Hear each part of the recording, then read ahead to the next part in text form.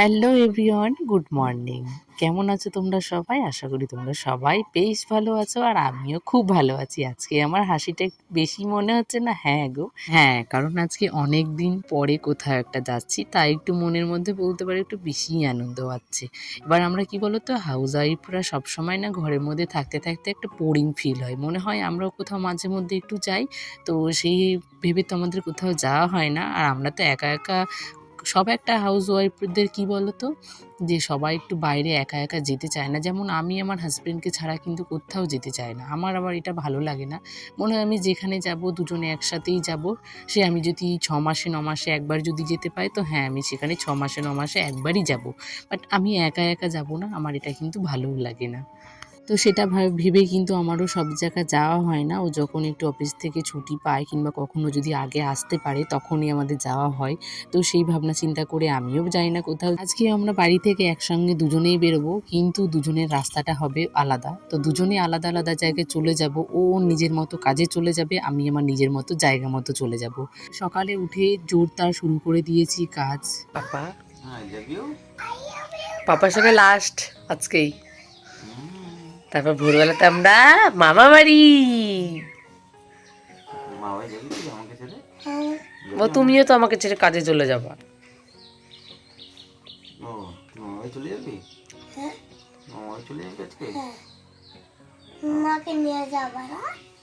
চোখগুলো ছোট ছোট করো।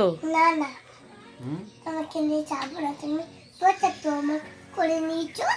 তুই আমাকে নিবি না তো মা, তাহলে আমি কান্না করবো কিন্তু। কান্না করো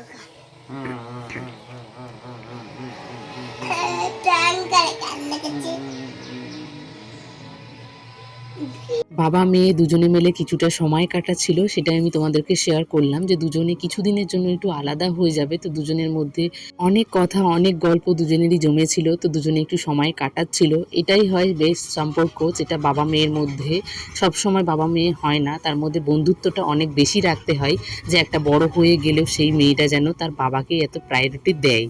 একটা বাবা বলে গার্জেন বলে যেন তাকে ভয় না পায়, সবসময় যেন তাকে একটা বন্ধু মনে করে যেন নিজের সব প্রবলেমগুলো এসে বলতে পারে। তো সেটাই আমি ওকে সবসময় শেখাই, যে আমরা যেন কোনোদিন ওর মা বাবা হয়ে যেন না থাকতে পারি। মা বাবা তো সবাই জানে যে হ্যাঁ আমরা মা বাবা, কিন্তু ওর কাছে কখনো যেন এই ভয়টা না হয়, এটা আমার মা, এটা আমার বাবা। সবসময় মনে একটা সম্মান থাকবে, শ্রদ্ধা থাকবে, তার প্রতি যে একটা আলাদা ভয় অনুভূতি থাকে, যেটা আমরা বাইরের লোককে বলতে পারবো সেটা কখনোই আমরা মা বাবাকে বলতে পারবো না। এটা কিন্তু কখনোই আমি ওর মধ্যে রাখি না। এখন থেকে ওর সঙ্গে আমরা নরমালিভাবে মেশার চেষ্টা করি। আর ও আমাকে সবসময় এটাই শেখায় যে নিজের প্রবলেমগুলো যেন আমাদেরকে নিজে এসে সবসময় বলতে পারে। কিছুদিনের জন্য যেহেতু আমরা বাড়ি থেকে চলে যাচ্ছি, তাই আমি ঘরটাকে একটু পরিষ্কার করে নিলাম। সবার আগে সকালবেলা যে কাজবাজগুলো ছিল, মা যেহেতু আজকে রান্না করছিল, তাই মাকে একটু কাটাকুটিগুলো সকালবেলা করে দিয়েছি। তো তারপরে যে ঘরের কাজগুলো আছে সেই কাজগুলো আমি একটু করে নিচ্ছি। কেননা হচ্ছে কি বলো তো, অনেক দিনের জন্য যাব, তো ঘরটা যদি একটু নোংরা অগোছালো হয়ে থাকে তাহলে কিন্তু কোথাও গিয়েও আমি শান্তি পাবো না। আর মনে হয় ঘরের মধ্যে যদি সব কিছু একটু গোছগাছ টিপটাপভাবে সাজিয়ে গুজিয়ে যেতে পারি, তাহলে কিন্তু অনেকটা ভালো লাগবে। তো তাই আমি সবসময় যখনই যাই তখনই কিন্তু আমি সব কিছু গোছগাছ গুছিয়ে রেখে তারপরেই যাই। যেহেতু আমার ঘরে খুব একটা বেশি জিনিস নেই, তবুও আমার কাছে মনে হয় আমার ঘরে আমার কাছে প্রচুর জিনিস আছে। এটাই আমার কাছে স্বর্গ। চলে যেহেতু যাব, তার আগে ঘরটাকে মুছে নিলাম, যেহেতু আমরা সকালবেলা বেরিয়ে পড়বো দুজন দুজনের মতো। তো আমি এখন একটু ঘরটাকে ভালো করে মুছে পরিষ্কার করে নিলাম। আর তার আগে যে খাটে যে আমার মানে বেড কভারটা যেটা পাতা ছিল সেটা আমি চেঞ্জ করে নিলাম, যেটা সাদা কালারের ছিল, কারণ অনেকটা দিন আমি থাকবো না। তার মধ্যে ঘরটা তালা দেওয়া থাকবে না, যদিও মা থাকবে, তবুও সাদা জিনিস তো আমি কারোর ভরসায় রেখে যেতে চাই না, যে কেউ ওটা ভালোভাবে মানে দেখো, নিজের জিনিস নিজের মতো যত্ন। কেউ তোমার জিনিস এতটা তুমি যতটা ভালোবেসে নিয়ে যত্ন করবা, তোমার জিনিস কিন্তু কেউ এতটা ভালোবেসে নিয়ে যত্ন করবে না। নিজের জিনিস সবসময় কিন্তু নিজেরই হয়। আর মার ভরসায় রাখি না বলতে কি বলতো, মা করবে না তা কিন্তু নয়, মা করবে, কিন্তু মার এতটা সময় হয় না, বাইরে কাজ বাজ রান্না বান্না অনেক কিছু একসাথে সামলাতে হয়। সবসময় কিন্তু আমরা সব কাজ একা হাতে সামলাতে পারি না। যদি একটা হেল্প করার মতো কেউ থাকে তাহলে কিন্তু আমরা একদিনে অনেক কাজ করে নিতে পারি। আমি থাকবো না, মাম্মাম থাকবে না, তার সাথে মা একটা এমনি কাজ করে, তো সেই কাজের সাথে মা কিন্তু সব কিছু একা হাতে সামলে উঠতে পারে না। সারাদিনে বাড়িতে কাজ বাজ পুজো কাজকর্ম অনেক কিছুই থাকে, তো সেই সব মা একসাথে করতে পারে না বলে আমি মার উপরে এই চাপগুলো আর দিতে চাই না। চলে যেহেতু যাবো এই জন্য রাতের বেলা আমি একটু পার্লারে গেছিলাম, তো বউর আইব্রোটা করে আসলাম। তারপরে এখানে যে ঘরে যে মাম্মামের যে খেলনাগুলো ছিল সেই খেলনাগুলোকে একটা ব্যাগের মধ্যে ভালো করে গুছিয়ে রেখে দিলাম। নাহলে আমাদের আসার আগে পর্যন্ত ওই ঘরের মধ্যে ইঁদুরে যা উৎপাত করবে, তার মধ্যে যে ঘরে যে মাকড়সা টিকটিকি আছে, আমার একটা জিনিসও সুস্থ রাখবে না। তো সবসময় আমি যখন যাই এগুলোকে গুছিয়ে রেখে তারপরেই যাই। অ্যাকোরিয়ামের ওপর যে টেডি দুটো ছিল, তো সেই দুটোকেও আমি নামিয়ে রেখে দিলাম, কারণ ওই অ্যাকোরিয়ামের ওপর প্রচুর ধুলো পড়ে, যেহেতু লাল আর সেটা সব থেকে বেশি বোঝা যায়। তাই আমি দেখতে গিয়ে দেখলাম মাছগুলোকে তো আর কয়েকদিন খাবার দেওয়ার মতন কেউ থাকবে না, তাই এখন লাস্ট খাবারটা আমি দিয়ে যাই ওদেরকে। তো এখন দেখো ভোরবেলা এটায় আমরা ঘুম থেকে উঠে গেছি, পুরো ঘরটা আমি সাফ করে রেখে দিয়েছি, বাইরে কোথাও কোনো কিছু নেই। আর এই যে পুতুলগুলো ছিল যা কিছু ঢেকে দেওয়ার ছিল ঢেকে দিয়েছি। আর তার সঙ্গে যে আমার আর্টিফিশিয়াল যে গাছগুলো ছিল সেগুলোকে আমি একটু ওই কিছু কাপড় দিয়ে ঢাকা দিয়ে রেখেছি, যেন আসার পরে যেন ওই কাপড়গুলো সরিয়ে দেওয়ার পরেই যেন আমাকে এত মোছামুছি না করতে হয়। নিজের কাজটা একটু কমানোর জন্যই বলতে পারো এসব করা। দেখো এটা আমরা সবাই মিলে এখন বেরিয়ে পড়েছি। ও এখন বাসে বসে আছে, ভাবছে, মাম্মামকে নিয়ে একটু খেলছিল।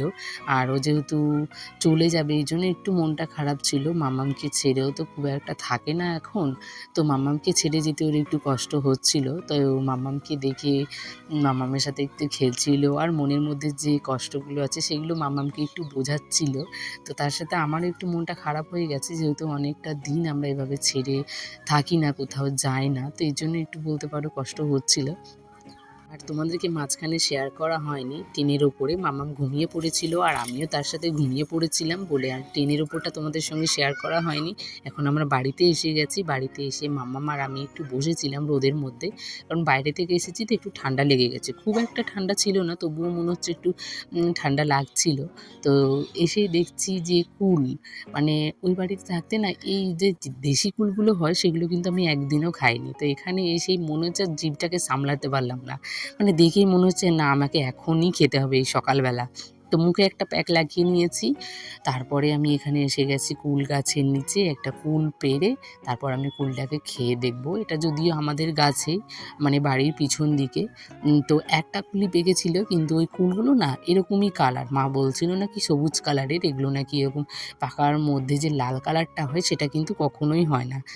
তো আমি তাই খুঁজে খুঁজে দেখছিলাম, যেহেতু মনটাকে একটু সান্ত্বনা দিতে পারছিলাম না যে না ওগুলো খাওয়া যাবে না। এখন তো আমি বাবার বাড়িতে এসে গেছি, তো আজকের মতো এই ভিডিওটা আমি এখানেই শেষ করছি। দেখা হবে আবার একটা তোমাদের সঙ্গে নেক্সট ব্লগের সাথে।